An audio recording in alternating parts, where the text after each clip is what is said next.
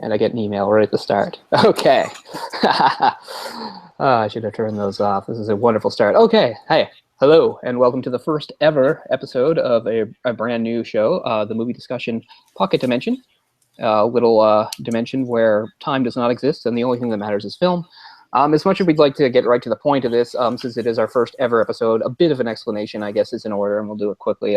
Jay and I are probably known to you guys, unless you've stumbled upon us randomly, which is another fun thing on the internet you can do. But if not, you were probably known to you because we were part of another movie discussion show on here, The Sausage Factory, which has been running for several years, and we both are very proud and happy to be members of that. It's a lot of fun, and it's and I think we've done a lot of good stuff there. And one of the great advantages of the Sausage Factory is that at any given time, there's probably 6, 7, maybe 8 of us. So you get a lot of different points of view, a lot of different opinions, and it creates a very fun atmosphere and a very good atmosphere for discussion. So as much as that was a strength, it can also sometimes, I think, be a limitation. So the idea of the show is maybe to go in a bit of a different direction. And the only viewpoints are you're going to get is mine and Jay's. That's what we're going for here. And so the idea was movie discussion, but go down maybe the beaten path a little, and some things that would have been a little too difficult for a larger group to tackle, and things like that, and stuff that just appeals to our own personal vanities, of course. So it's no surprise that I'm on the show, given that it gives me an opportunity to talk even more. But yeah, so I think that'll do. So thanks a lot for joining us, and hopefully we can do this, make this a regular thing, and make this a success. And yeah.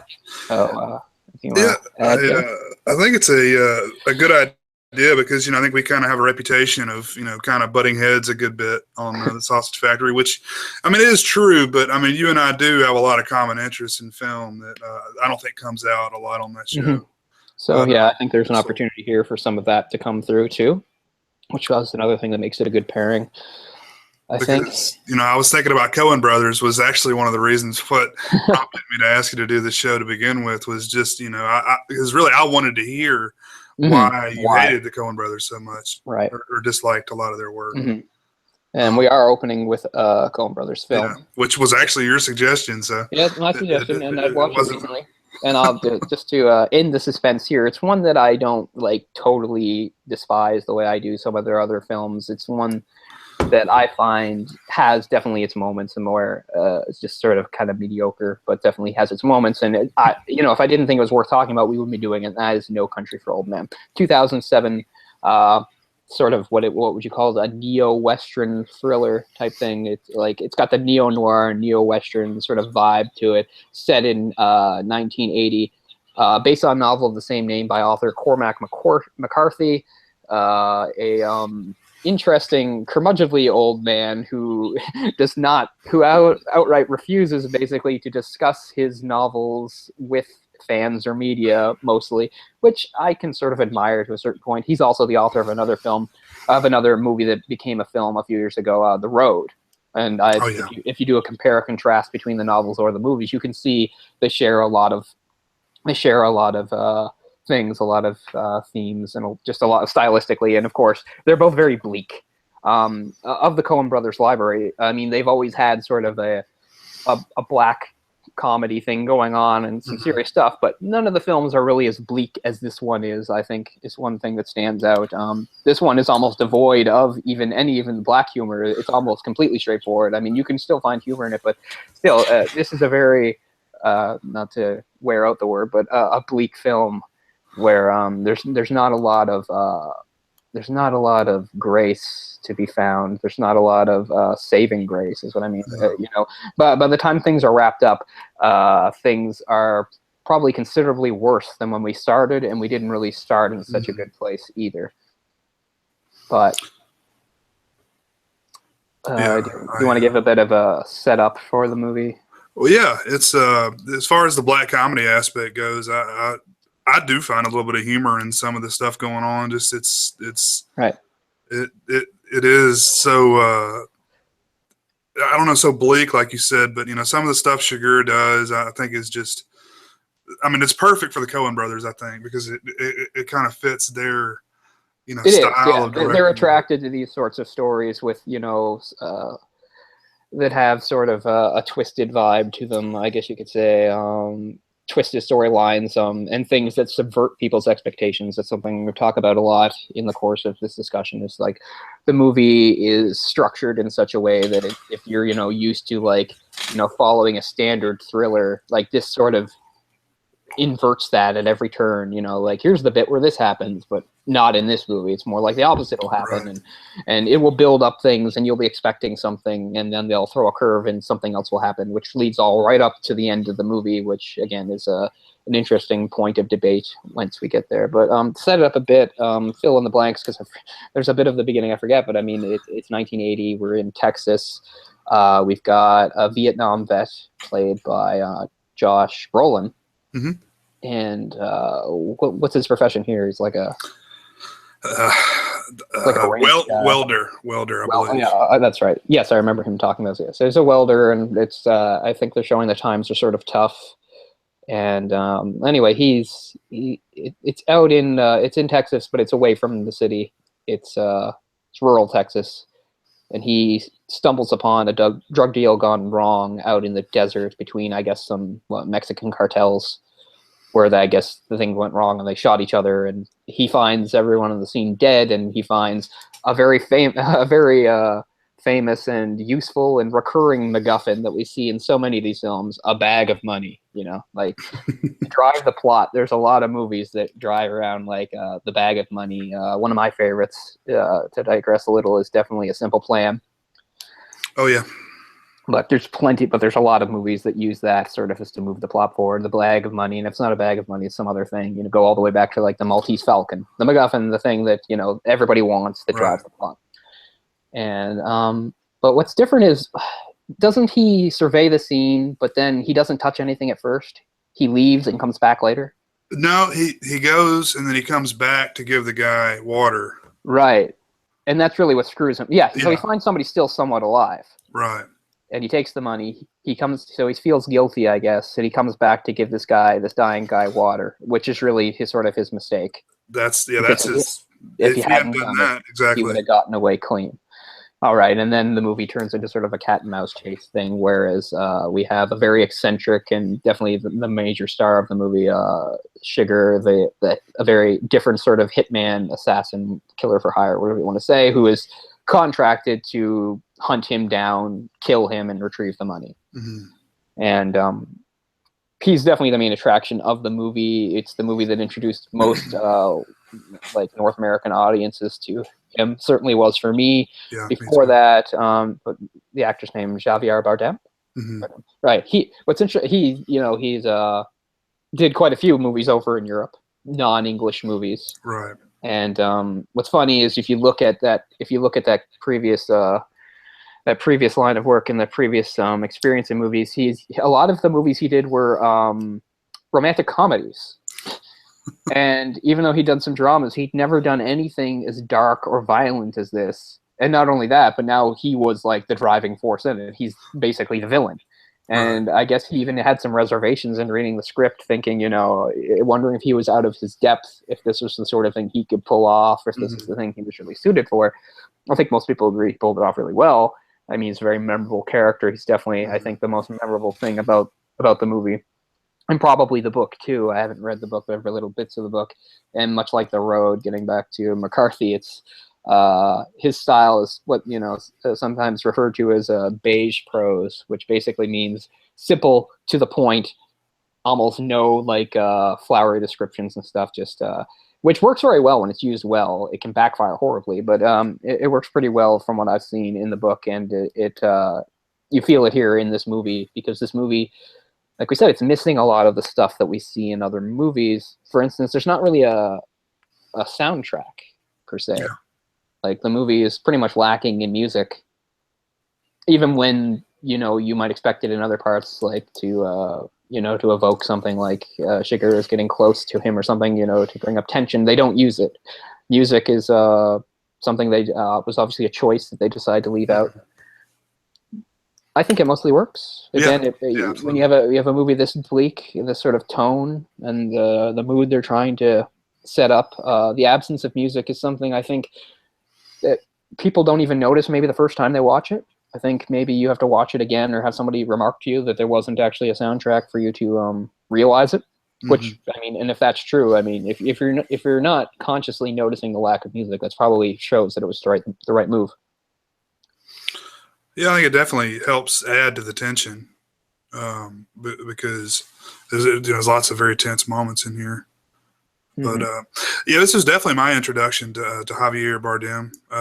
I've gone back since and watched a few of his Spanish movies, but I think he's like a household name over there. But he's actually becoming a pretty popular Hollywood actor. He was in Skyfall. Yeah, I was thinking it's funny. He sort of followed the same path as another celebrated European actor, Christoph Waltz. Oh yeah, we have another guy that had a long career doing non-English films in European market, and then he does turn in a movie by a fairly famous director. And in this case, it was the Coens. In Christoph Waltz's case, it was Quentin Tarantino. Mm-hmm. They both play very memorable villains, and the next thing you know, they're showing up in all sorts of mainstream movies and stuff, and they both get to play Bond villains. Yeah, that's just true. Yeah, Christoph Waltz is great too. Yeah. Of the two, I prefer Waltz, but I have to say I haven't seen as much from Javier Bardem, so I can't really. Yeah, I don't know. Christoph Waltz has just done so much, it seems like, in a short period of time. It seems like he's everywhere. Yes, I saw him in a really good movie based on a play from a few years ago called Carnage, based on the play God of Carnage, which is just basically, it's very much like a play. It very much is a play in that it's four people in an apartment having a conversation. In that, Christoph Waltz it's just two sets of parents, and he's the father, and him. I can't remember who his John wife C. is. Riley in that? Yes, John C. Riley is the other father. It's about it's the aftermath. It's the aftermath of an incident between the two boys where one strikes the other with a stick and hurts him, and it opens very much where they're just going to meet at the apartment and show how progressive and how adult they are, and how they're not going to sink into what other parents would do, and they're going to show how civilized they are. They're going to talk it out like adults and be very civilized and stuff. And the whole thing is eventually it breaks down, and it gets a little comical in the way it breaks down, but you have to expect that sort of much from plays. But I like it very much. Yeah, I do too. That's probably the last thing I've seen from Polanski. Yeah, same here. And it's nice to see John C. Riley at that non-comedic role. He's a really good actor. What you can do. I mean, he's in We Need to Talk About Kevin. Yeah, he's quite good in that. I mean, at first I wasn't buying it. I was like, "You were so out of place, dude." But as the movie went forward, I was okay with it. Yeah. But getting back to Javier Bardem, I mean, it's a very particular character, and people wait for me to say the negatives. I don't have a lot of negatives, but I just mean I feel like the character is a bit overrated. Even though he definitely is interesting and he is well played and stuff. I mean. A lot of the eccentricities that a lot of people really like, they don't necessarily bother me, but they don't do anything for me either. His weird, low, halting way of talking. Yeah. His woman's haircut and stuff like that. But I mean, he still is the most interesting part of the movie. So I mean, we've seen this before, where our hero or whatever is being stalked by a relentless killer. But this, we're given a little more insight into it, his relentlessness, because the idea is even. Once he takes the contract, he's seeing it through, which, I mean, we've seen everything. I mean, friggin' Deathstroke does that in the DC comics. But in this, it's a little different because we see that, he's a cold, sociopathic killer who doesn't derive necessarily any pleasure from killing people, but he feels like it's a necessary thing. And that's what we get into. One of the things in this movie that he basically puts forth is the idea of fate. He very much believes in fate. Yeah. He sees himself as an instrument of fate. Which really rubs me the wrong way. That, I gotta say, philosophy or that? Yeah, the philosophy, exactly. Okay. It's thinking that he plays such a big role, because the one of the early scenes with the clerk at the convenience store. Right. Man, it really pisses me off. That whole conversation and just the way that he carries himself. It really, really ticks me off. It's hard for me to watch, actually. I was thinking today when I was watching it again, it just... And I know a lot of people that like it, they would point to that as one of the better things, and they'll point to, how it builds tension, and it's very like a lot of those Tarantino scenes where, something might erupt if it goes the wrong way and stuff. And, I mean, I get why they did it, because it's an illustration, again, of, what this character is about and how he operates. I mean, basically, he kills everyone he comes in contact with. Yeah. If you think about it, and the clerk gets off by like luck or whatever because he makes the correct call on the coin. Well, there's maybe like one other person that he doesn't kill. And they leave it ambiguous of if he kills the accountant or not. Yeah, or maybe the lady at the trailer park. You know, it just cuts. It doesn't show him. You mean at the end? Actually kill her. No, when he goes to his house looking for him. Oh, right. Yeah, trailer. that's true. That's another one where they leave it. He's even more of a killing machine in the book. There's more violence in the book that they either take out or change. For instance, there's when he finally does have like his first physical confrontation with what's his name? What is the character's name? Llewellyn. Yeah, I guess yes. Okay. Llewellyn Moss. Moss. Yeah. Okay. So when Sugar and they have that little chase and shootout in the empty street. There's a whole bit in the book where first he dispatches this gang like single-handedly before, and actually he still does do that in the movie, doesn't he? He finds there's like a Mexican gang waiting for him in another room. Because the thing is, he's not the only thing in play here. He's not just being pursued by Shiger. He's also being pursued by Mexican cartels and their enforcers, and they're supposed to. It's another thing that sort of subverts people's expectations because at first we think, okay, well, they're there, but they're not important. And then, of course, they wind up being very important. Well, yeah, the original hotel room that he gets, the gang is in there. You know, yes. He gets another one and moves. Yeah. So that's a really good scene. I like that a lot. Mm-hmm. And there's a whole thing in the book where he single-handedly dispatches all of them. But then I think that there's even more of them later, like that while he's chasing him through the street and he's in the car and he's shooting, that more of them show up and also start shooting, and he kills them as well. Like he kills even more people in the book. It's crazy. Which I mean is fine. We've seen this sort of thing before. I'm not gonna like take issue with that necessarily, but yeah. But the whole instrument of fate thing. I mean, I've seen it in things maybe not. I think more other people find it more original. They didn't see it as much. It goes back. He says something about it. I can't remember exactly what it was, but he says something about like the best way to follow your life, your path in life, or whatever. Something like to follow something like a supreme act of will, which I think is what he sees himself as doing. Which is not to get too academic about it, but it's very much like the Superman, the Übermensch, that is mentioned by Nietzsche.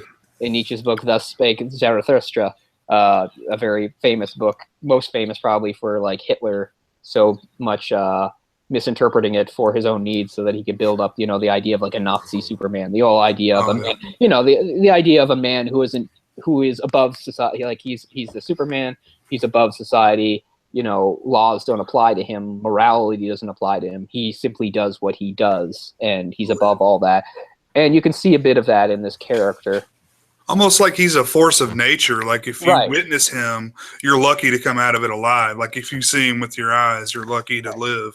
And he also seems to believe that too, because unlike other like these relentless killers we've seen in movies, is he does feel the need to explain himself a little bit. He wants to tell these people, like he feels like anybody he's killing, they did something that led them to this. And that he should explain to them, you did this. It was a chain of events you put in motion, and now I'm the consequence. Well, which I guess is okay. No, go ahead. I was just saying, which I guess is okay, but I mean, sometimes they hit you over the head a little bit. It gets a little too expositional for me. For instance, I think that Woody Harrelson serves no purpose in the movie whatsoever. He seems to just be there to do more exposition, so he can have the conversation with Moss. Tell him a little more about Sugar and how eccentric he is and his weird idea. Like as he says, he'll kill your wife, he'll kill this person. It doesn't matter. He has his own, even if the contract's turned off or even if they get the money goes somewhere else, he'll still kill you. And then of course he has the conversation where they talk and it just leads to a very, again, I know I don't mean to criticize because they're doing it on purpose, but the movie's full of anticlimaxes, and that's another one. He simply, Shiger and Woody Harrelson's character simply do meet. They do have a conversation, and in mid sentence, he dispatches him. I do agree with you there. It is almost a waste of such a good actor as Woody Harrelson. But I don't know. They've said they've actually shortened this down into which is a 2 hour plus movie. Right. So they said they've actually left a good bit out of the novel. I haven't read it, but maybe there was more there with Woody Harrelson's character. Yeah, I'm not sure. Wells. Wells, okay. Carlson Wells. But still, it just felt like to me like his purpose in the movie was again to sort of build up Sugar, build up the bad guy. Mm-hmm. Talks about him a little bit, and then meets him, and then is himself dispatched by him in this cold, passionless way that he does it. And you're sort of like, and I know they're trying to subvert our expectations again because you're thinking, okay, well maybe he'll give him some trouble, or maybe something will happen. But no, they talk, he kills him, and that's very much the rhythm of the movie. Every time you think you know what's happening, but what I do like is that, in a way, he's sort of right about Moss. Moss is the hero we're given, the person we're supposed to root for. But I mean, and he sees himself, you can tell that he sees himself as clever and resourceful and on the side of right. But I think most audiences would be sort of annoyed by Moss, thinking, no, you're overconfident and arrogant, and what you're doing is putting yourself and the people you care about at risk because you think that you can pull something off here that you can't pull off. Yeah, absolutely. He's definitely like an anti-hero.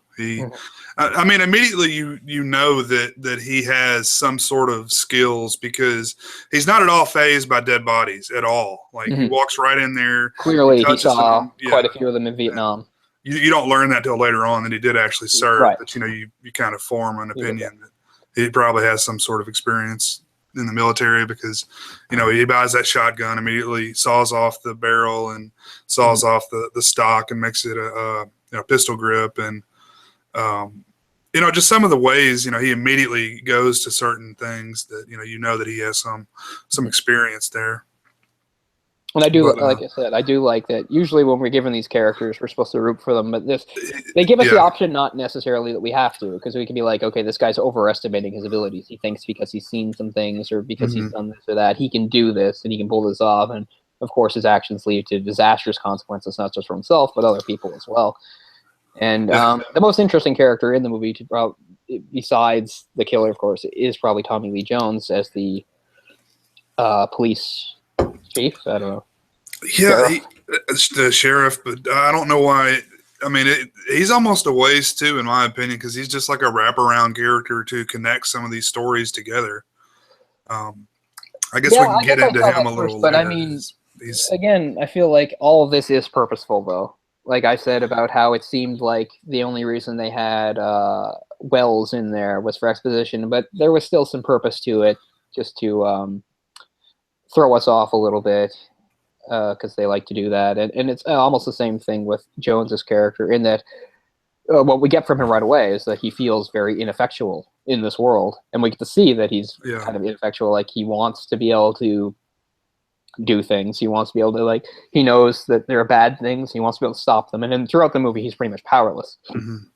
So we have Sugar pursuing Moss, and then we have him pursuing both of them, him trying to save Moss. And another part of Moss's arrogance shows up because he has a conversation with him where, not just, so he doesn't just have a conversation with him, Wells, he has a conversation with him where it's like, I can maybe help you, get you out of this and protect you and stuff. And he rejects it.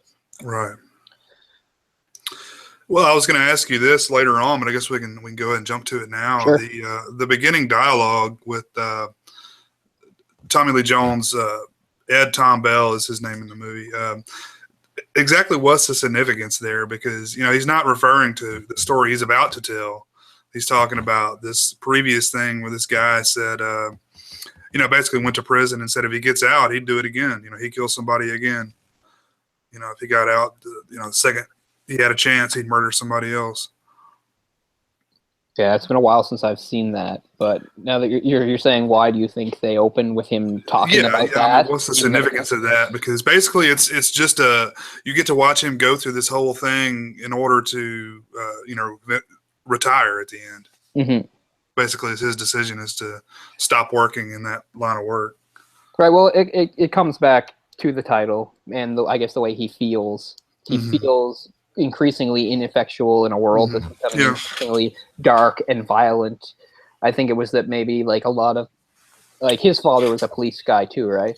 Yeah, he got into the family, but even having that sort of knowledge, it didn't seem to prepare him for the reality of it. Maybe he had the idea that a lot of people have romanticizing certain professions, and the ideas are, I will be a police officer, I will help people, I will put bad guys away, and then the reality of it being a lot more bleak and upsetting maybe than you were expecting. And I mean, that's what it comes around to at the end of the movie too.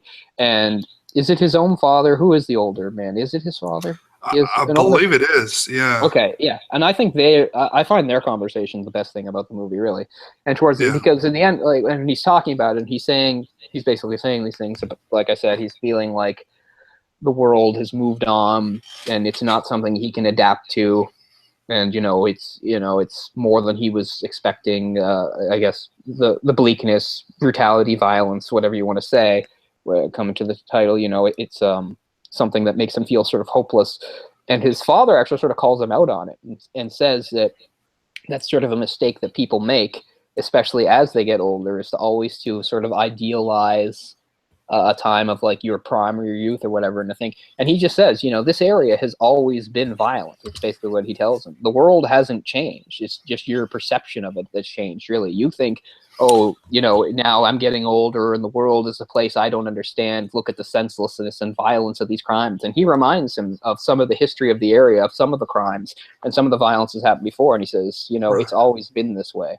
And I like that very much. It's probably what I like most about the movie, was sort of him sort of putting him in a place of that that it's actually a mistake to feel that way, that it's more a trick of getting older, but it's not necessarily a fact of getting older. It's just something that we all do as we go older, as we idealize a certain time, and then we say, oh, these times, I'm not suited for them, I'm going to adapt to them, look how bad things are now. Yeah. And you do see a lot of that even nowadays. I think like a lot of people, even people my age, will say things like that, and I'll see people say silly things like, especially because certain things, now we live in an age where everything is, the movie's set in 1980, and I'm talking about now, but so I mean, there's a whole difference between then and now, so it doesn't compare as much to the movie. But one thing I was thinking of, one reason why people think the world is so much worse today is simply because of the media. It's simply way more reported on. So many crimes and awful things. They certainly happened back then too, but you didn't hear about them. And that's one of the things, like, not to get too off topic, but that annoys me a lot, is a lot of people seem to think that like rampant pedophilia is something new, like that it's something that came in the last like 20, 30 years. Because they'll just be like, back in the day, like in the 70s, kids could go trick-or-treating, but nowadays with all the pedophiles around, I'm like, the pedophiles were around then too. I think it was probably more prevalent before. Yeah. Exactly, because people were less on their guard about it. Now people are almost too on their guard about it. It's great, this other thing. But I just mean, that whole idea that like it's sort of like a new phenomenon now in this terrible world we're living in, where I'm like, trust me, it was just as terrible before, if not more terrible, because people didn't talk about it. A kid gets molested in the 50s, they're not talking about it. Nobody's talking about it. They're going to sweep it under the rug. And I mean, how many times have you heard stories about so-and-so has done this for so many years and no one's ever talked about it because these kids feel guilty. They feel like it's their fault for some reason. Right. They're going to get one of their relatives in trouble or one of their coaches or someone they look up to in trouble if they go turn them in or whatever. It's really an odd thing that you bring that up. Yeah. Yeah, but the parallel, I think, is just Jones's character, sort of the mistake that people make. And he's living in 1980, but he's reflecting on something. Yeah. Because he has a conversation at the beginning, too, with another cop who is upset about men with long hair, I think, and like, piercings or something like that, right? So he takes that as a sign of like the world being like a worse place, even though it's just a superficial thing. It doesn't actually mean anything. That is not a reflection of violence or anything like that. But an older generation sees those sorts of surface things and they connect them. They're just like, oh, that person has long hair or dyed hair or tattoos or face or piercings or whatever. And he links that to the troubles of the world, which is not necessarily accurate. Well, it's human nature to be like, back in my day, kids didn't do this or people didn't do this or whatever you're trying to relate it to. I think it's just a human nature. And that's what I like, because he's an older man, but he's making the mistake of age. But an even older man calls him out on it. It's like he's lived long enough to sort of see like that he made the mistake. Probably at one point he thought the same thing. The world is, becoming this terrible place and I'm going to adapt. And then he probably had some sort of epiphany as he got even older, and then sharing with him, which is, the world has always been pretty violent, pretty fucked up, full of bad things. We just see things the way we want to see them, and the way we age, we idealize certain things and demonize other things because it matches up to our memories and perceptions of it. Well, maybe someone in law enforcement, when they're young, they're thinking, I'm really going to make a difference, really going to change things for the better. And, when they're getting older, they're noticing things aren't getting better and they haven't really made a lot of difference. And they've just kind of wasted, their life and thinking that they could. And I'm sure that's like very much what Jones's character is feeling. He's feeling ineffectual. And by the way, to the viewers of the show, just to let you know, since basically what we're trying to do is focus on one movie, we'll do our digressions, but always expect full spoilers for these. We do total spoilers for these. We're going to be giving some away, I'm sure. Because the whole point is we're really trying to analyze a lot of specific things, and you can't do that if you're concerned about spoilers. So a spoiler here is, of course, that our main character, Moss, winds up dead, but it subverts our expectations again because Sugar doesn't kill him. Yeah. He's killed by another force, and he's actually killed off screen, which is usually the type of thing that makes me bitch. And it can to a bit, but I understand that they did it completely on purpose. It's not like they haphazardly did it and made a mistake. They did it on purpose. The whole point was that we don't see it, that we just, when we do see the aftermath, we see him dead. The whole point is like, again, to subvert our expectations. There's an anticlimax there. We thought it was building to something that he and Sugar would have this final confrontation, and we see who comes out on top. As it turns out, Sugar doesn't catch up to him before these other people do, and we don't even see it because they choose not to show us that. It was very anticlimactic, but like you said, it serves a purpose. Mm-hmm. So there's two different ways to view it, and there's no wrong way to view it. You can say that that's what they were going for, and it certainly works, or you can say, sure, it's what they were going for, but I still feel like it's a cop-out, which you can also say about the ending, too, which is one of we'll jump ahead to the ending here, we can go back, but the ending, of course, now finding that his quarry is dead, he still feels the need, Sugar still feels the need to follow through on his promise, because he promised him that he'd still kill his wife as part of this. So he tracks down his young wife, who I think is like 19 or something crazy. She's she's very young compared to him. They make the point. This is the girl from Boardwalk Empire too. The lady from Boardwalk Empire, Kelly McDonald. Okay. Yeah, I'm familiar with that show. I haven't seen the show, but I know it's Steve Buscemi and Atlantic City gangsters and stuff. Well, it sounds pretty cool. Really heavy Scottish accent, I believe, in that show, and basic American, Southern American. She's got the Southern twang going on here, which she does very well. And here's one of the things that differs. So that confrontation is you can tell me what you think the difference.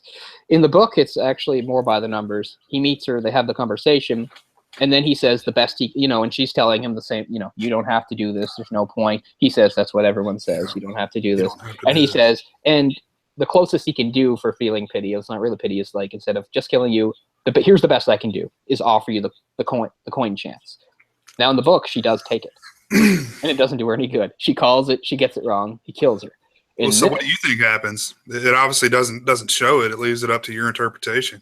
Right, but to me, it's still pretty clear that he does kill her, because he exits the house quietly. He looks at his feet, which seems to suggest he's wondering if any blood or residue or anything was left. Right. It seems very clear to me that he does kill her. And but the difference here is she rejects it, which is a little more interesting in the book. She says something like, the coin doesn't decide anything, it's always you, which apparently makes no impact on him. But you have to kind of respect the character a little bit in that she calls him out for that. She's facing her own death. He's saying, here's a 50-50 chance. She doesn't take it, either because she doesn't believe him, or she really feels like there's a way of getting through, or she feels like whatever happens. My husband's already dead, my mother's already dead, or whatever, too. So I'm gonna, make my point at least. So I do think that's a little bit of an improvement over the book, that she rejects it and says she refuses to call, and she makes that statement. I don't think it does her any good. I know people say that it's, and yes, I'm not telling you you're wrong if you want to interpret that she's alive, but it seems very heavily applied. That you think that he looks at his shoes and that's the way, tell, right? The way he exits the house seems to really suggest to me. I agree with you. That. But if somebody else sees it the other way, I won't necessarily disagree with them, because the movie was made in such a way that you can do that.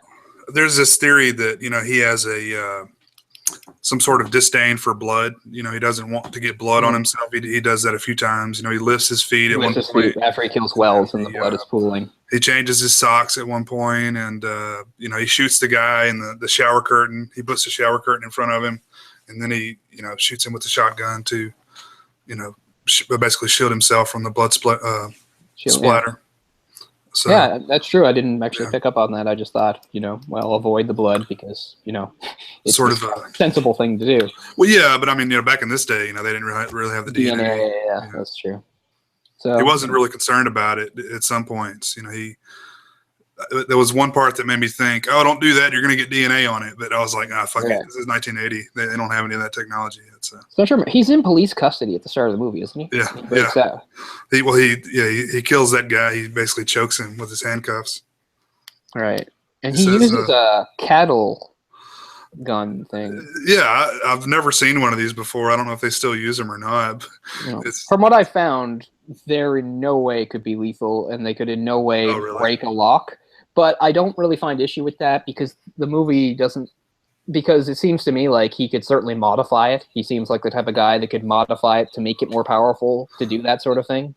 I don't know, man. If it punches through the skull of a cow and can kill it, I would imagine it's got some power behind it. From things I've read, they said that it couldn't knock out a lock or anything like that. But maybe Mythbusters.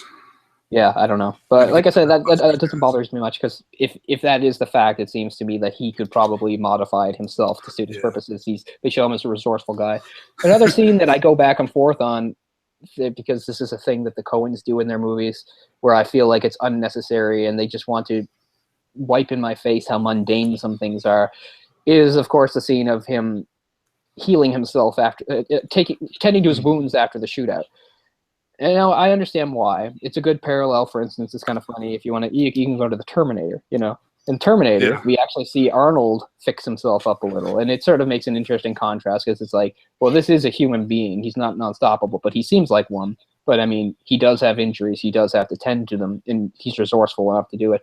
Part of me feels like it still just slows the movie down, and you don't really need it. I don't usually find myself wondering in later scenes, "Hey, he got shot." I would have just think. Yeah. Well, this is the type of guy that'll be able to tend to it. Maybe they feel like they're giving us something extra and showing us how he does. I guess it's kind of creative that to get what he needs from the drugstore, he creates a little diversion. Yeah. Makes the car go on fire. Yeah, it does kind of humanize him a little bit more and, makes him not the Terminator, in that regard that, he is, dispensable. Yeah, I don't know. I agree with you though. It does kind of slow it down. And I think in the book he actually stays in the hotel there for a week to recover. So they kind of left that part out. Yeah, but again, I sort of get it because it's one more subversion. Everything in this movie is a subversion. They're subverting this, they're subverting that, they're inverting. And the other is because you get the feeling if you read the setup or you read something describing the movie, it sounds kind of like one of those chase movies. Mm-hmm. But even though it is a chase movie and it's very urgent, it has a very slow, deliberate pace to it anyway, because the idea is there's not really anywhere he can go that Sugar can't catch up to him, and Sugar doesn't even necessarily have to be in that much of a hurry. He feels like, there isn't anywhere he can go that he can't follow. So it does slow things down, and things are done very slowly and deliberately. A lot of the stuff that we're shown, it's almost like they're trying to make a point that this isn't fast paced. Well, I mean, the whole timetable is what, maybe 3 days?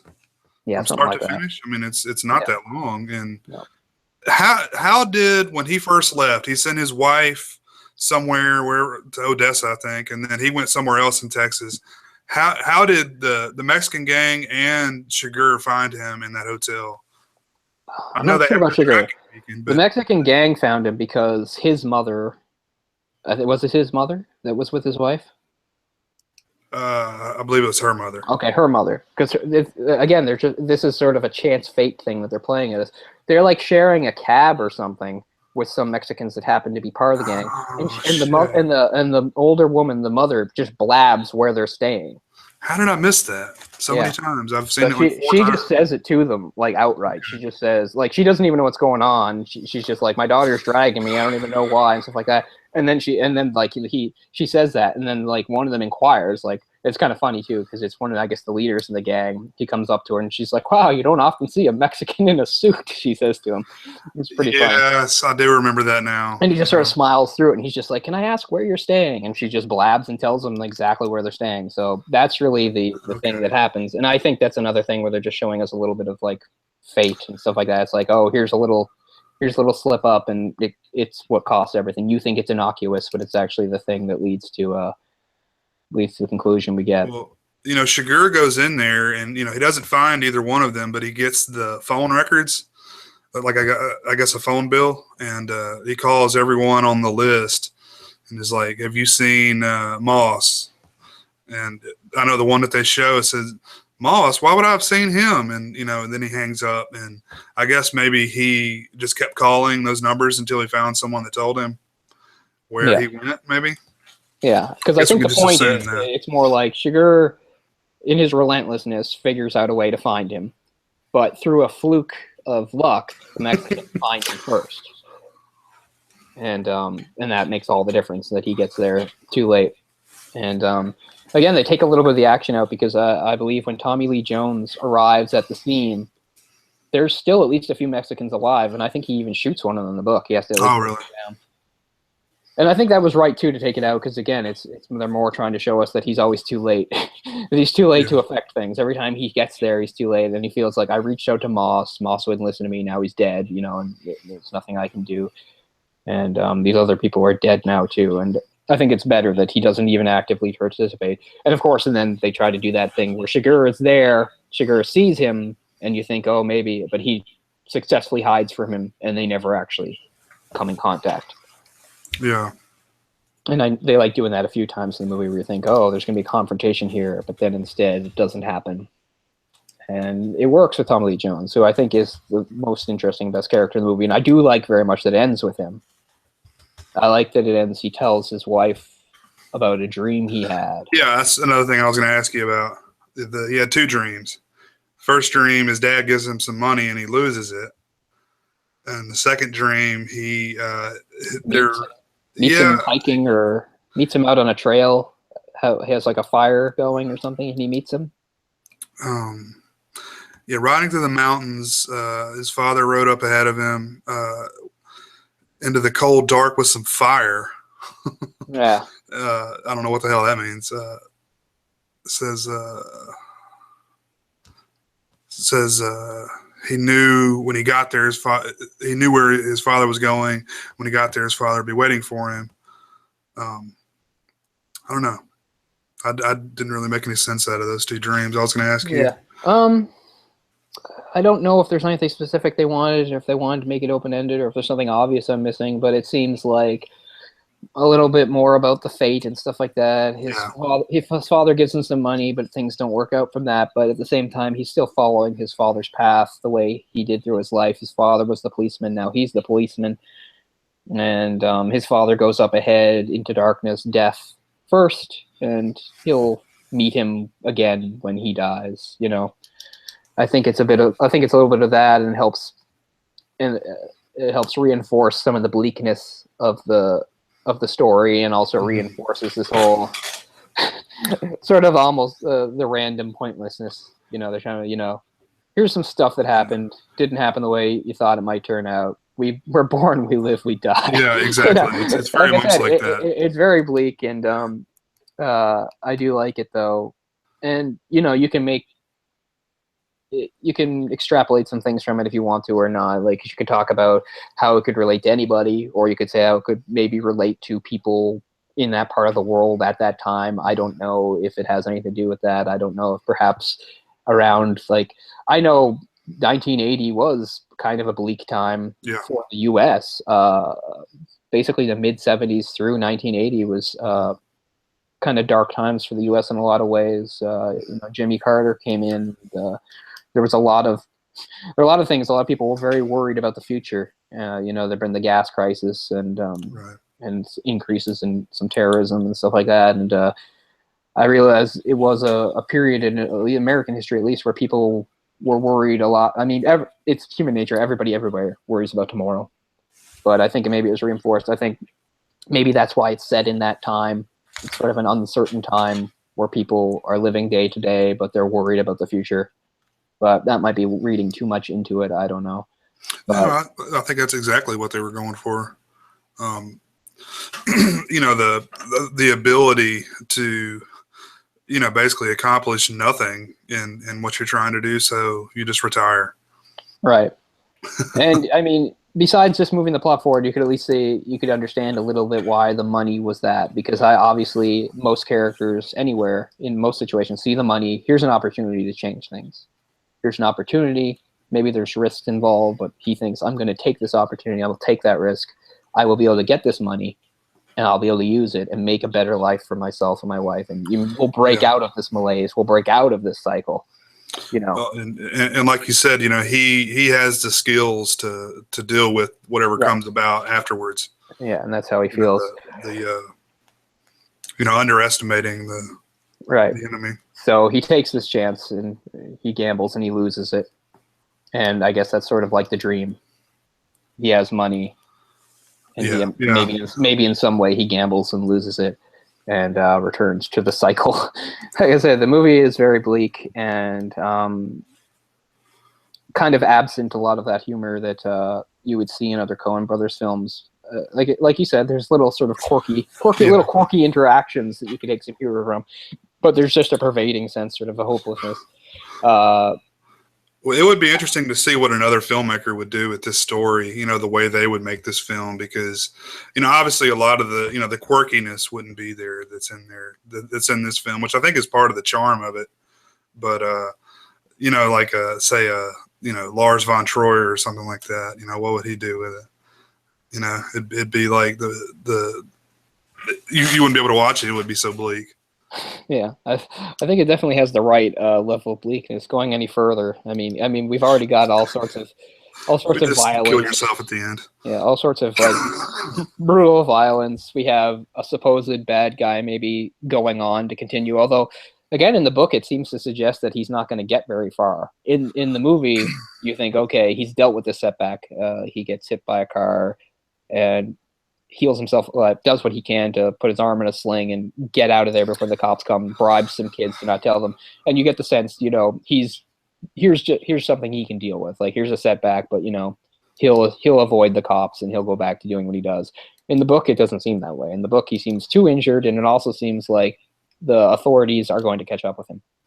But it still doesn't actually come out and say that. It doesn't come out and say it, and you can draw your own conclusions, especially considering his sort of almost aura of invincibility about the book until that moment. Because, if anybody came in contact with him, he just killed them.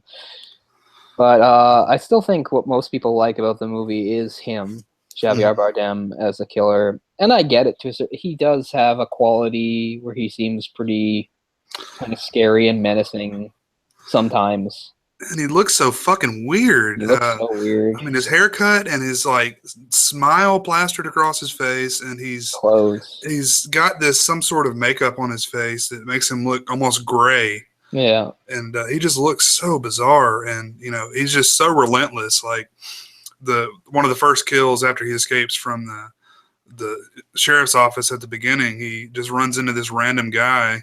And he's stealing his car is what he's doing, but he just tells the guy to, be still, and he puts that thing up to his head and just, it's just so, relentless and no emotion whatsoever. Yeah. Yeah, which is the point, but but he has a philosophy that he's following, which I guess is something supposed to set him apart a little. Again, that sort of instrument of fate thing. You can see that as a delusion of grandeur. Genghis Khan was quoted as saying that he was the flail of God. So you could take it that way, or you could just say that it's the opposite of delusion of grandeur. He just, it's just that he, unlike most people, he's actually figured out his place in the world. Like most people, everybody has some sort of purpose, but most people are running around and they don't know what it is. It's like he's found his, he accepts his, he goes on with it, and that's why he's not moved by things like money and stuff like that. He'll take the money to do what he does, but you get the feeling he'd do it for free if he could. Yeah, he's an absolute psychopath. I mean, to have that sort of gall to think that you're the instrument of death. I don't know. Yeah, you're totally messed up. Well, I mean, yeah, like, he definitely is, but you could also say that like he doesn't see himself as the instrument dad, just one, like one of many. Like he's a cog in the machine. So Well, so you could either say that he has an extreme delusion, or you could say he actually has an extreme sense of enlightenment, and that he understands the world better than other people, which is what it comes down to. He certainly thinks that he understands the world better than other people, and he understands his place in it, and nothing else really matters to him, and he's unmoved by anything else. Like you said, you can beg or cry or you can bargain. None of that's going to make any difference to him. He has his purpose, and he's going to see it through. They all say you don't have to do this, which makes for a good villain. Yeah, it does. Which helps the movie, but I don't know. I do think it's a little overpraised. Yeah. And I think part of that just because of the Coens, and also because Javier Bardem was this guy that to most people came out of nowhere. I think another actor could also do it, but he was sort of a curiosity to people that hadn't seen him before, and they're like, wow, this weird sort of foreign guy, his halting way of talking. And again, they purposely seem to make him look weird with his haircut and like just the way it's made up. It's like, is some of that like just bells and whistles? Like, are they just like actually taking a character that is not really that unique when you think about it and compare and contrast him to other assassins, but they're dressing him up to make you think that he is?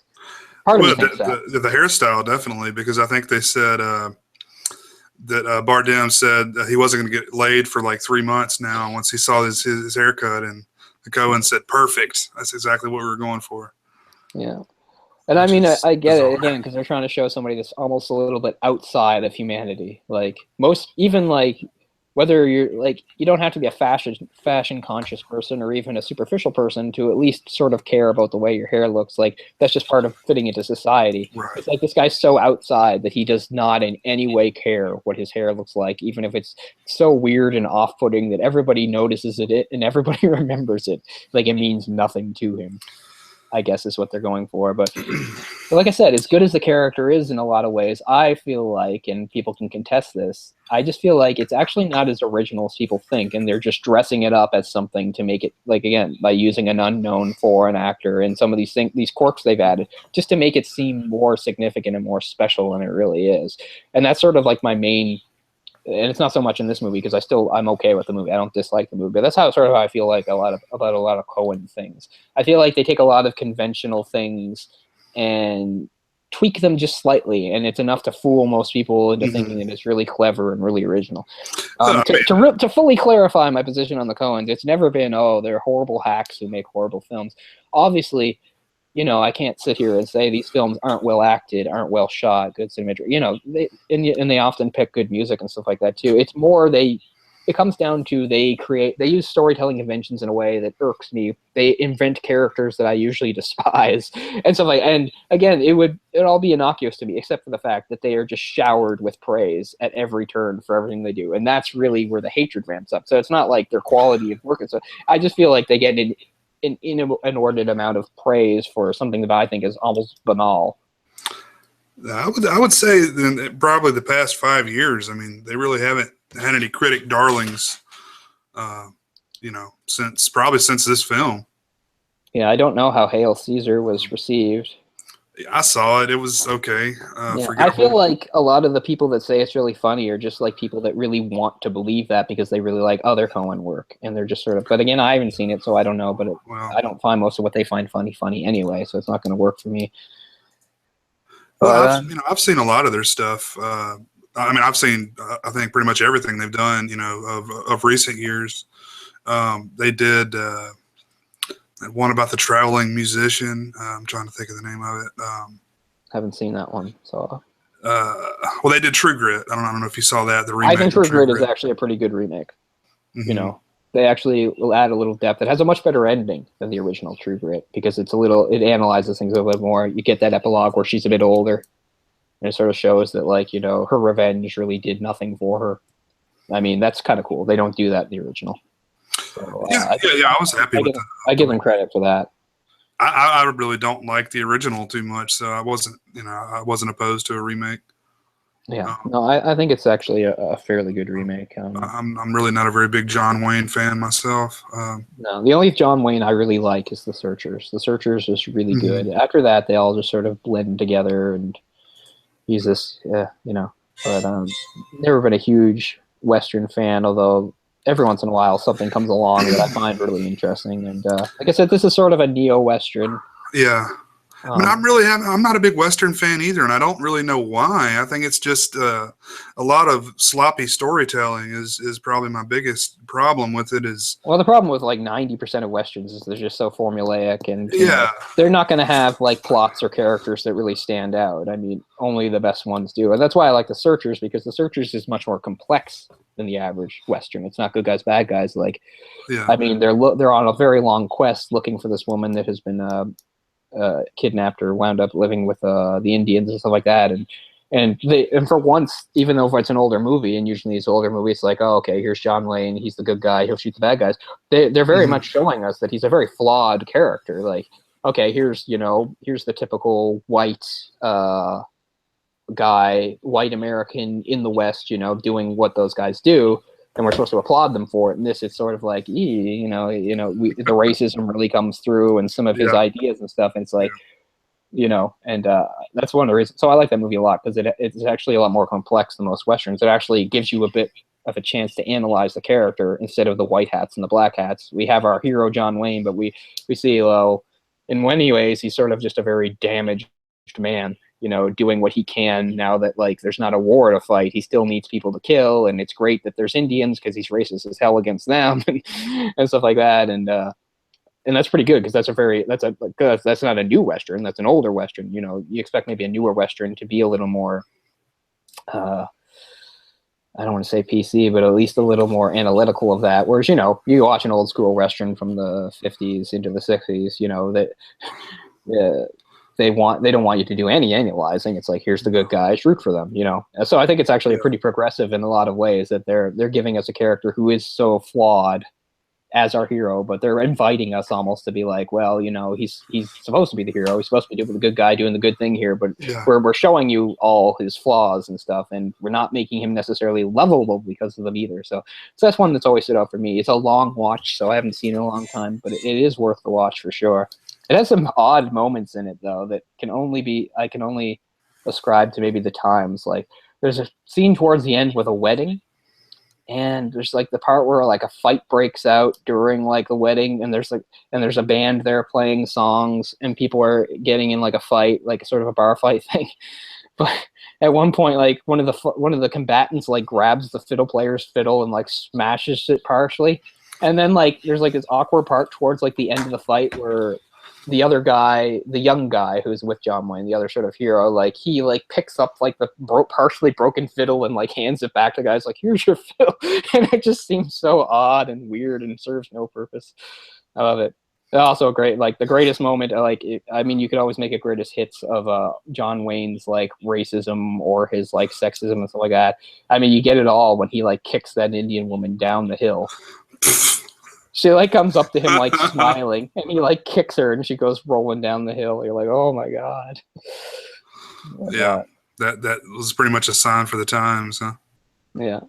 What's hilarious is the first time I watched that movie is because my roommate or my friend who had been my roommate at the time, who I've mentioned a few times, that got me in film. I took a film course years later, but he was taking a film course at the time, and that was one of the films they had to do. And he had rented it, and we rented it, and it was a nice big special edition that had like extras, features on it, and stuff like that. And there's this great part we were watching the extra features where they're talking about like how the lead actress who they're going for, because the whole thing is when they find this girl, she's been assimilated by the Indians. She's like painted up like one of them, and she's speaking their language and stuff like that, right? And the idea was this was the Comanches, who were very aggressive at that time. And I can't remember what tribe of Indians they used in real life. I can't remember if it was the Sioux or something like that. But it's like, watch as our like makeup producers and blah blah blah. Like the narration's going. It's like, transform this tribe of peaceful Sioux into a bunch of bloodthirsty Comanches and stuff like that. It's Oh really man, funny. there's a great documentary, just about Indians in film, Native Americans in film, Hmm. First Peoples in film. Um, Real Engine, I believe, is the name. It's Oh yeah, on I've it's heard on that title. American Netflix. It's really good, and it I'd like to watch it. Because I mean, has anybody been like portrayed like more stereotypically and worse in film than them? well, I mean, the problem is a lot of the times it wasn't even real people that were being cast. Oh right, It of was course. a lot of the people you're talking about, like in John Wayne films, are not even native peoples. Yeah. They're In that one, it was at least to a certain extent, because like I said, they had a tribe of Sioux or something like that, like actually, standing in as Comanches. Like, but yeah, a lot of those roles are like by people that like they just put maybe some makeup on or something. well, and they're all Plains Indians too in all the films. It's like that's all that ever existed. There's never any other type of Indian like in one of the movies I watched recently called Smoke Signals. He talks about say, well, we were fishermen. We never hunted buffalo. Yeah, It's they never saw a buffalo before in their it's tribe. like there's one type of Indian. Right, exactly. Like feathers, dots. Feathers, Yeah. and Is they. Adam Beach in the Real Engine movie? I'm not sure. He's a really good actor. He's Canadian, but being a First Nations person or whatever, you look at like his resume and it's like he's the Indian guy in this, he's the Yes, Indian yes, he guy in was. that. Yeah. So he's in Wind Talkers, for instance. He's in a lot of. He's really good in Wind Talkers too. He's a really good actor and he's a really He cool guy. I once was at a thing where he spoke once, and he's very cool to listen to. seems like kind of he's really concerned about the way they're perceived. So he like would never take a drink of alcohol in public because he didn't want to portray that stereotype that they're all Right. drunks, which I think is really really bizarre. I mean, I don't think I would. I mean, it's not like you see an Irish person and like, oh, I bet Yeah. you're a big alcoholic, That does seem to be taking it a little far. Yeah, but he's really concerned about that, about the image, and yeah, I guess I can respect But I that, mean, but it seems like an awful big burden to carry. yes. Well, so while he's had all these roles, sort of as the Indian guy, he's in Wind Talkers, he's in Cowboys and Aliens, and as the Oh yeah, Indian guy, he's in Flags of Our Fathers. But if you go back far enough to like some of his Canadian films, he was in a movie. If I can find it, where the hell is it? It's called Dance Me Outside. oh okay, Which is if you're interested in anything about sort of like Indian life, this is Canadian Indian, but still, and it's just basically about these younger people living on a reserve in Ontario and the stuff they deal with. And it was directed by a very talented director named Bruce McDonald. But anyway, Adam Beach is one of that. It's sort of like it just showed us sort of like disaffected youth, but reservation style and sort of stuff they deal with. And it's yeah. a really great movie. And he's quite young in that. He would probably only been in his early 20s in that. And he's one Well, of the main guys, and he's very good. he was actually in the film I was talking about, Smoke Signals. I didn't realize he was one of the leads in that. That was a really good film. Yeah, but I really need to watch that movie again because it's been quite a few years. But it's a really cool movie, a powerful, moving movie that I think I can't say for sure, but I think that a lot of people would say is actually a much more accurate portrayal of Indian life, particularly now because I mean it's a contemporary movie. It's from '94. I assume it's set in like '94. But yeah, Bruce McDonald has done some interesting things. The last thing he did, probably was he did that Ellen Page movie, The Tracy Fragments. Oh yeah, I didn't like that. Yeah, it was a little Fragmented. Yeah, I mean, that's why. I mean, it's a short movie. It's only like 80 minutes long and stuff. I mean, but yeah, I'd get what it was going for. I guess yeah. I mean, she was good. She was good at playing that character, sort of like a, that was sort of her niche back then. Like a messed up teen type thing that she had going for her. But well, wasn't it like they were trying to do all these different types of filmmaking? The way that they was shot and stuff like that. Is that one of the big proponents of that movie? I guess. I mean, like you said, they used a lot of those weird things, like the quick cuts and repetition, and maybe putting stuff in a box. Or yeah, I remember a lot of that. Yeah, yeah. Because I mean, I get it. Again, they're trying to sort of reflect maybe her state of mind and stuff like that. You want to talk about a bleak movie? That's pretty darn bleak. Yeah, it's too bleak for me. But that's par for the course, as I've said about so much Canadian film. That's Canadian film for you. It's just. But I love Ellen Page, though. I'm a big fan of hers. Yeah, it's complicated, but yeah, I like her too. But yeah, but Bruce McDonald, it's too bad he doesn't seem to still do stuff. But I think that probably was. He's the guy that did Hardcore Logo, by the way, which I had recommended to you. The mockumentary about the punk band reuniting for a tour. Oh yeah, That's really good too. But I would still say maybe Dance Me Outside is the best. I really like Dance Me Outside. I don't think I was able to find that anywhere to watch. That's why I haven't seen it yet. I'll see if I can find something for it, because I think you definitely get a kick out of Sure. Hardcore Logo. There's a lot of funny stuff in that for sure. I'm trying to think of what else to say about our movie here, No Country for Old Men. Real quick, I wanted to Yeah. see, back on the same kind of token we were talking about earlier, right before he goes out to give the Mexican water, he says, "If I don't come back, tell my mother I love her." And then his wife says, "Your mother's dead, Llewellyn." "Well, then I'll tell her myself." Yeah. Is the quote there. You mean, why would he have said that? Yeah, I mean, it's kind of an odd thing to say, which is just, dancing around the same topic. Right. Well, again, I can never make anything firm, but it does seem to sort of fit with his character. He's a character that sort of sees himself, as we said, he sees himself almost as an action hero type guy. He thinks of himself that he's resourceful. He's seen this. He can deal with this. He can handle this.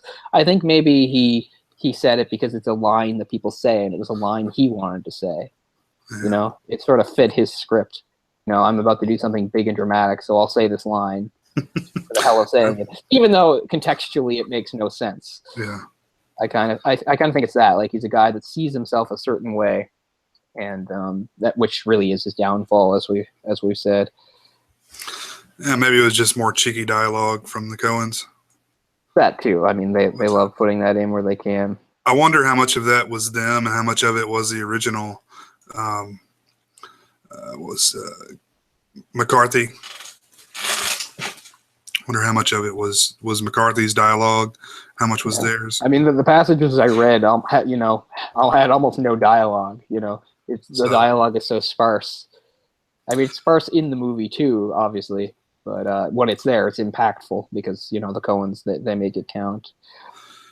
Well, I was starting to think that may be why you like this movie more than some of their other films, is because it is based on a novel and it's not completely theirs to write. That's probably true. Like Shigeru, they added their own touches to him, but he does seem very much more of a creation of someone else. It doesn't seem like they change him too much. Again, it's not like Cormac McCarthy, somebody I'd really aspire to. He's a little too bland for my taste. Not saying he can't tell a story or anything like that, but it's a very good thing for them to adapt. It sort of fits right in with the kind of stuff they do. As we said, it's a little bit more bleak, but why not take it in that direction? I was going to mention earlier about The Road. Man, that's a movie I don't want to see again. It's so sad and bleak. I don't want to watch that. I'd rather watch this all day than that movie. It's hard. Yeah. So I forget a lot of it, even though it hasn't been that long since I saw it, maybe 3 years, and yet there's so much I forget. It's a great movie. It's just not something that you want to throw on to have a good time. No, that's for sure. But was Viggo Mortensen in that? I believe so. He's always good, and him and his probably and a boy. John Hurt's in there, I think. Or oh, really? Okay. Is it John Hurt or William Hurt? Whichever one's older. Let's see. I'm seeing Robert Duvall. Oh, maybe that's who I'm thinking of. Because it's easy to forget how old Robert Duvall is now. I don't think of him as old, but clearly he is. He's like 90 years old, man. He's old as... It's just 31. Most of the movies I know Robert Duvall for when he was a lot younger, like stuff he did like in the 70s. Like I haven't seen, I guess that's why. Robert Duvall, every time I hear his name, I think about this, but he did a movie like back in the 90s or maybe early 2000s where he plays a black guy. Wow. But it's more to it than that. I can't exactly remember what, that's what I always think about. My gosh, it's so weird. I'll have to pull it up and send it to you. It's like one I caught on HBO back in the day. Yeah, it's really odd. I was just looking something up that I'd forgotten, just to remind people, like the No Country for Old Men, and its prevailing theme of well, basically what the title says, and Tommy Lee Jones's feeling sort of hopelessness and being left behind by the world.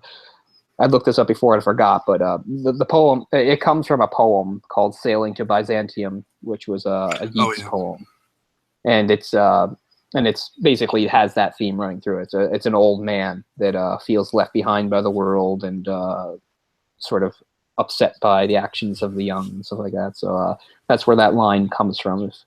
I looked it up before and I forgot, so I had to check it again. But yeah, I mean, I guess it's funny, like, because we went back and forth on whether or not to talk about this movie. Honestly, it's a movie that I enjoy sort of reflecting on more than actually watching. Is why I ultimately decided to talk about it, because I guess I feel like it has a lot of cool ideas. I'm just not necessarily a fan of the way that they choose to convey them, or I feel like they could have done more with certain things. Like you said, it almost feels like with Tommy Lee Jones, he's there to like tie things together and act as a bookend for the plot. Yeah.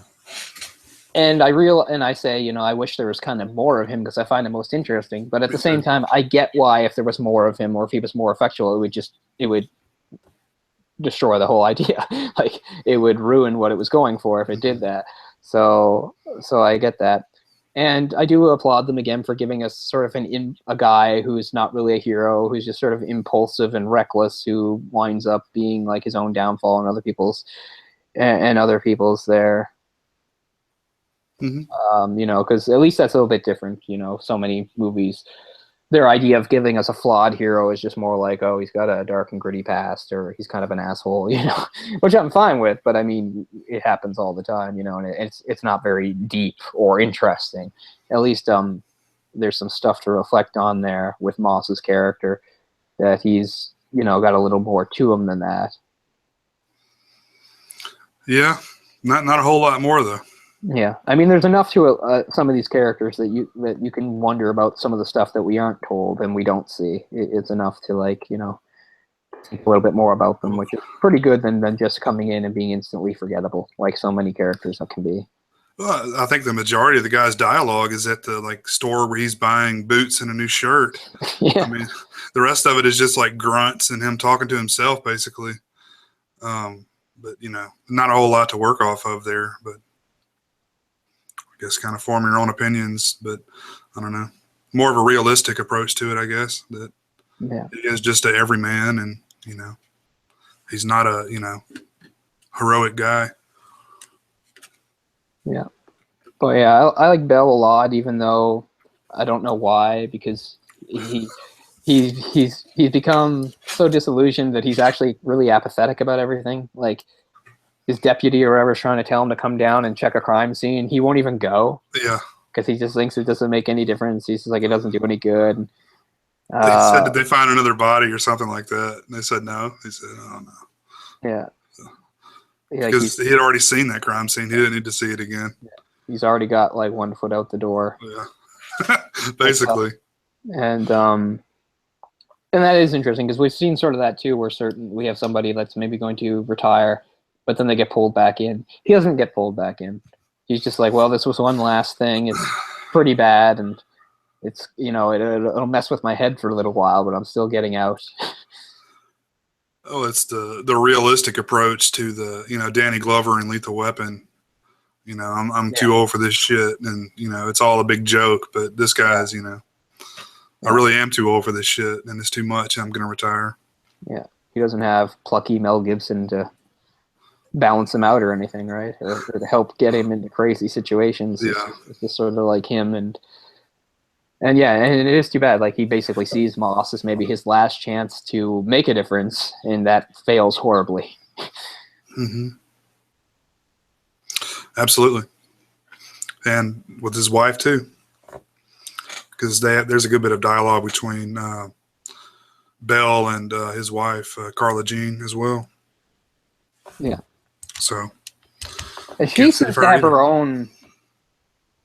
She seems to have her own sort of almost apathy about her too, and that she seems to think like, I'm young and probably not educated, and I've got this husband, and I just sort of have to go along with him or whatever. You know, she doesn't seem to have like she seems utterly lost when he's dead. Like her life's practically over because she certainly doesn't have any plans or ambitions for herself or anything like that.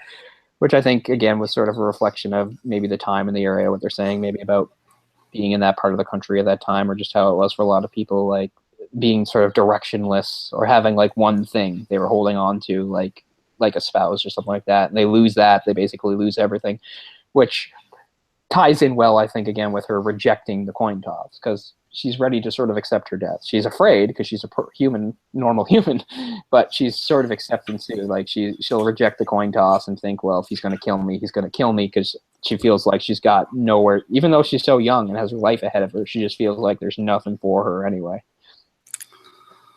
So hopelessness and bleakness all around for pretty much everybody. Yeah. This is, you have to call it. Even Shigur, because Shigur just seems more like, again, he feels maybe he's enlightened to his place in the world, but he doesn't necessarily relish it or enjoy it either. It's just, well, this is what I do, and I'll go on doing it. He doesn't seem to take any sort of satisfaction in it or anything like that. So every character is sort of locked into their role, and the one character that tries to do something about it, you know, winds up dying and getting others killed too. You know, so we need to know what we're calling it for here. Yeah. You have to call it. So, but yeah, you said I don't think it'll ever be a movie that I think is really great or anything, but it does some things pretty well that I could appreciate. You know, it was one of my least favorite Coen Brothers films to begin with, but, you know, I've watched it 3 times for the show, and I've really come to like it, which seems to be a pattern with the Coens for me, is not liking their stuff initially and going back and watching it again and really enjoying it.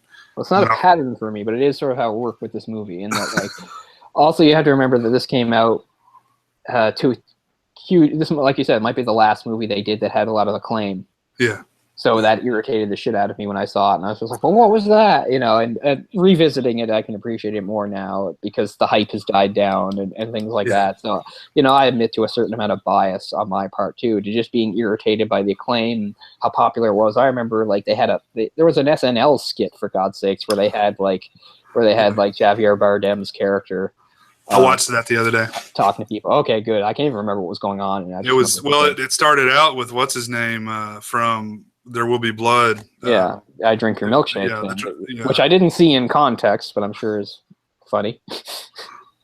And then they had Shigur come in there. Yeah, I'm sure they say something about his hair. Yeah, they do. Yeah, of course they do.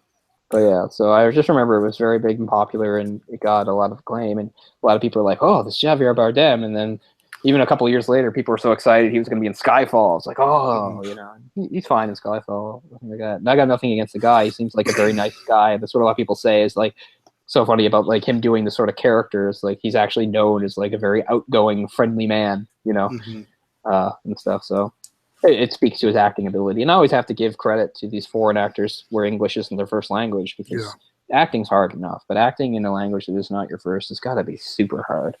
So I always really respect that. And that's why I'll give some people give JCVD some slack. He was never supposed to be an actor in the first place. He was already just an action guy who's not an actor, but now he's an action guy who's not an actor having to speak English when it's not his first language. So I always thought people were a little hard on him for that. He'd always come up with some odd plot line to throw in there why he had an accent. Yeah. He was, Which, I don't know, at least they went the effort. They never did with fucking Sean Connery. I know. Oh, Sean Connery. Nothing is worse than Sean Connery. I thought you were going to say Stallone. Schwarzenegger. What kind of world is it where there's a movie called Highlander about like a Scottish immortal that has Sean Connery, and he's not the Highlander. He's a guy from Spain. And then the height of absurdity is this scene where we have the Scottish guy who's played by a Belgian talking to the Spanish guy played by a Scot. And the Spanish guy is talking about like how crazy and weird the Scot is and how disgusting haggis must be. Like that just makes your head explode. Yeah. And he's a Lithuanian sub-commander with a thick Scottish brogue. Like, so, Yeah. I mean, at least, like, they were like, okay, like, Jean-Claude Van Damme can't do anything with his accent. He's not talented. He can't. So, we're built into his character. He's from Louisiana. He's French Canadian. He's this. Yeah. He's that. You know, at least they try to explain it a little bit. Louisiana. Whereas with, whereas like with fucking Arnold or him, it's just like I have this accent for no reason. Yeah, the I'm Arnold. They an don't even make an effort. I'm an American fireman, or something like that. And That's it's just never referenced or talked about it. And I mean, we accept it, and that's fine. I'm not saying we shouldn't. And plenty of people, are immigrants, but they could just say that he was an immigrant, like yeah, Arnold in real life. Fine. But it's just so funny that like sometimes it seems like they're going out of their way to like show us how like normal an American he yeah. is, as I if think it's they like do. as if we don't hear it, which is pretty funny. Yeah, but um, let's see. But yeah, I was gonna say, this came out at the same time as the other film we're talking about. There Will Be Blood, and it actually got beat for the Oscar. Yeah, they both had a lot of buzz. I still haven't seen There Will Be Blood. It just sounds like a long, depressing affair, but I don't Yeah, know. yeah, I enjoyed it. I mean, looking back at 2007, 2008, that's lots of better films coming out than we have now. Yeah, And that wasn't that long ago. that's probably true. Well, we always go through lulls. I'm sure some good ones will come along. Yeah, I mean, it's But as for this movie, I mean, I'd say it's definitely worth a watch, and it's definitely really good if you're interested in seeing movies that are deconstructions of things, because this movie deconstructs the hell out of everything.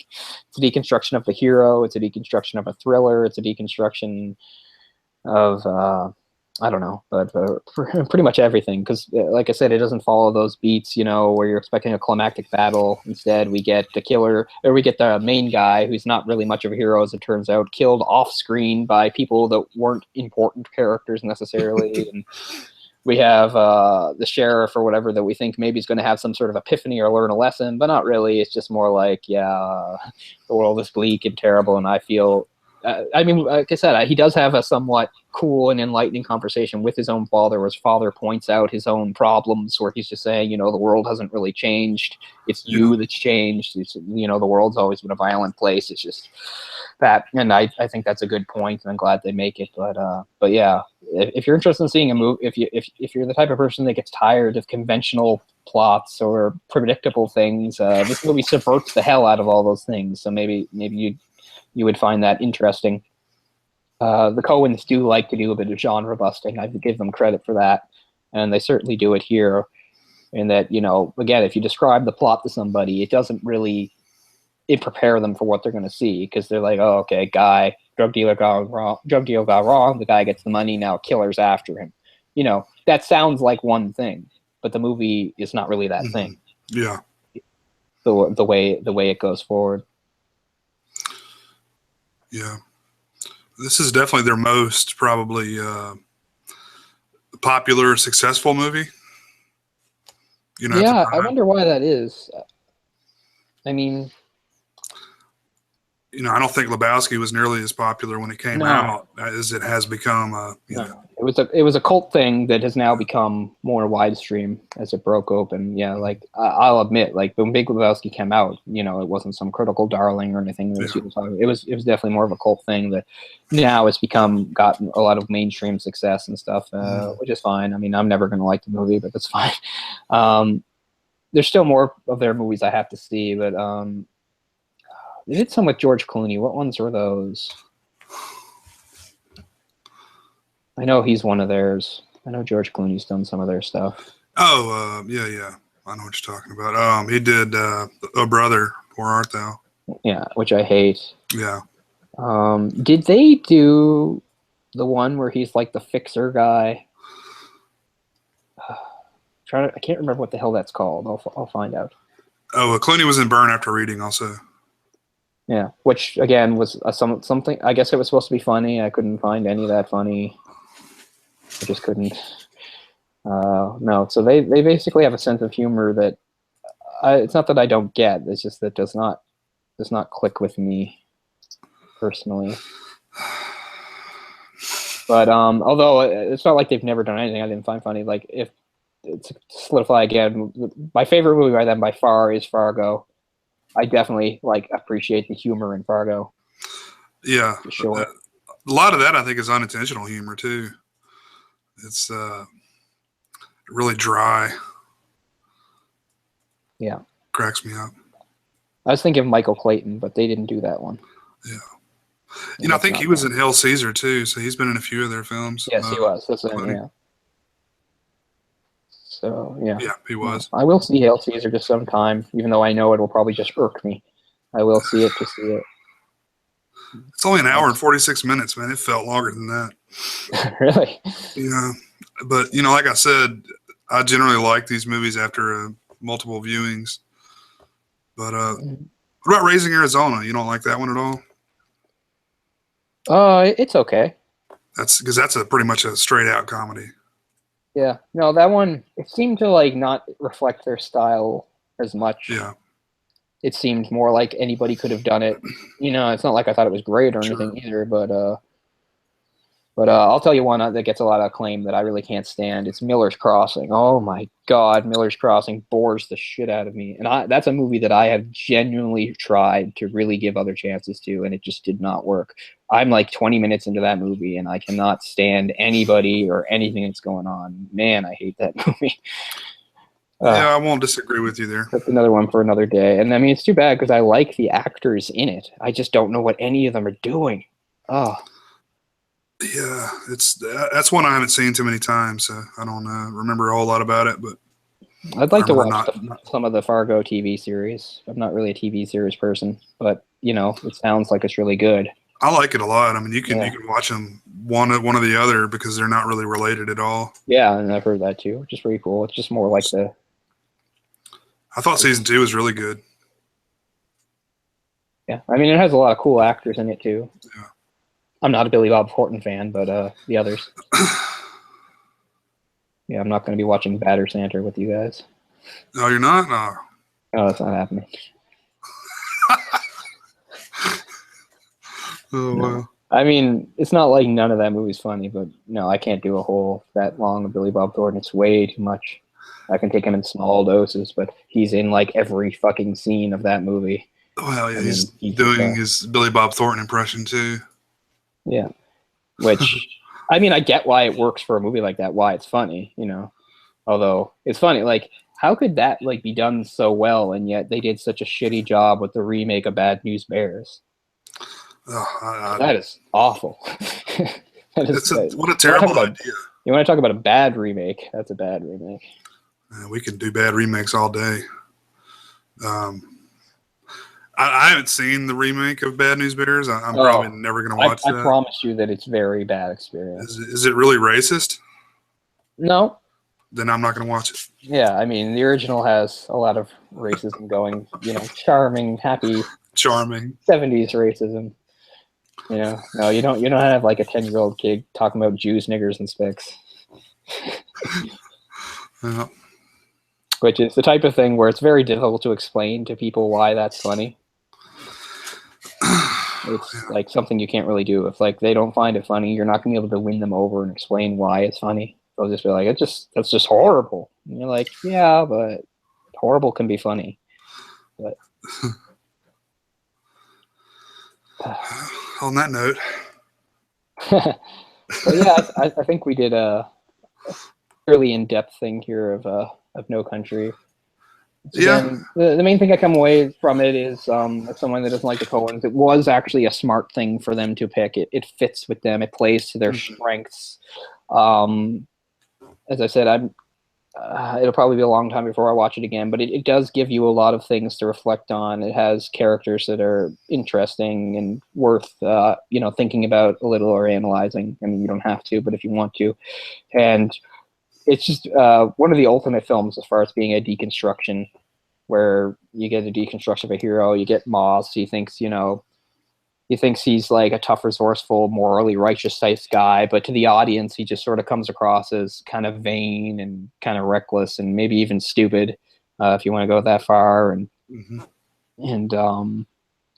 whereas Bell can at least, rightly or wrongly, Bell kind of sees himself as an archetype of a forgotten era.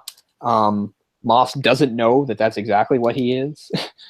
And he doesn't have that sense of awareness about him, which is maybe the difference and maybe why he dies. I mean, as ineffectual as Bell is, he's at least aware of it, which is maybe the driving difference. And then you have Shiger, who thinks that he has a supreme sense of awareness. He thinks of himself as more aware than anybody else really in the world around him. It seems every interaction he has with a person, I mean, they come across as so bizarre. Like you said, that whole coin flip top scene. It's just because he's like on this weird level, and the guy's here. Like everybody he talks to, he's on a different level from. And to him, it's because of some maybe supreme awareness or enlightenment. And to most of us, it's like maybe some supreme mental illness of his, where like he's, you know, such a sociopath, or he's such a psychopath, whatever, you know, that he's just sort of removed from humanity on that level. But yeah, I'm sure I'm not the first person to bring up the Nietzsche thing. That I think, like, I don't know if it's discussed in the book, but I think it's the type of thing where he would agree with the whole Ubermensch thing, that maybe he's a man that's like not bound by morality, because morality is not really a real thing anyway. It's something that people made up and you know, limit themselves with, where he sees himself like he's not constrained by that. You know, he can work outside of it. Again, that whole supreme act of will line is the closest I can find to it, but it makes, it lends itself well to being like a hitman, of course. You know, whether you've realized why he's after you, or you've made right, you know, whatever, it makes no difference. There's no amount of begging or pleading. There's no reasoning, and even if circumstances change, he's going to follow through with what he does, and he sees that, I guess, is the closest thing he can do to like a pure act of will, I guess. So definitely a memorable character from those lines. I still think a little bit overrated, but and I think that Javier Bardem doing it is one of the things that adds a little bit of spice to it, that makes people like it a little bit more. Not saying they're wrong to do that. More just deconstructions all over around. Moss is almost a decoy protagonist, you know. When you think about it, because of the way he ends up, and that he doesn't start the movie or end the movie, then you could say that maybe the real protagonist is Bell, who, even though it's a weird kind of protagonist because he's more passive, he's more observing these things than necessarily affecting anything. But again, that's the point, and puts you right in your place at the end of the movie, where you know, you sort of reach a despair event horizon, where it's just like nothing matters. I can't do anything. The one really proactive character is basically punished in the most severe way for trying to break out and change things and stuff. But I can still find it enjoyable. It's not like, oh, well, that was just. And I'm sure there were plenty of people that watched the movie and were just like, well, nothing seemed to be resolved, so they felt like the movie was a pointless exercise. I see beyond that. I think there's plenty to take from it and reflect on it and stuff. And some people don't like that amount of realism in their movies, and I don't. When it depends. Always depends on the movie. Always depends on the movie. There's plenty of movies where I'll say that's real and gritty, and I really like it. And there'll be other movies where I'll be like, realism does not work here and should not have been used here. So I mean, that's a completely subjective thing. But I mean, to me, this is realism done right for the most part. But it's definitely not for everybody. It's a bleak affair. It subverts expectations. A lot of people, and I'm not saying this is even wrong. There are people out there that like they're not as into movies as we are, so they want their movies to be. And I'm not saying these are stupid people either, or they're just people that have other things on their minds than movies. So they want their movies to be easily digestible, and they want their movies to sort of give them what they expect. So I'm sure there's plenty of people like that that really dislike this movie, and they're not wrong to. They just made the wrong choice in watching. Yeah. They want something easily digestible, like you said, something that's by the numbers, boom, boom, boom. Easy to understand, easy to comprehend, has a happy ending. And this is not it. Gives us the climax we want. There's like no climaxes in this movie. Exactly. It's like just a series of anticlimaxes. And then it just ends at the end. It's not like nothing happens. There's still some stuff. We have a shootout in the street and stuff, and some things like that. But no questions are answered. Really the story's not wrapped up at the end.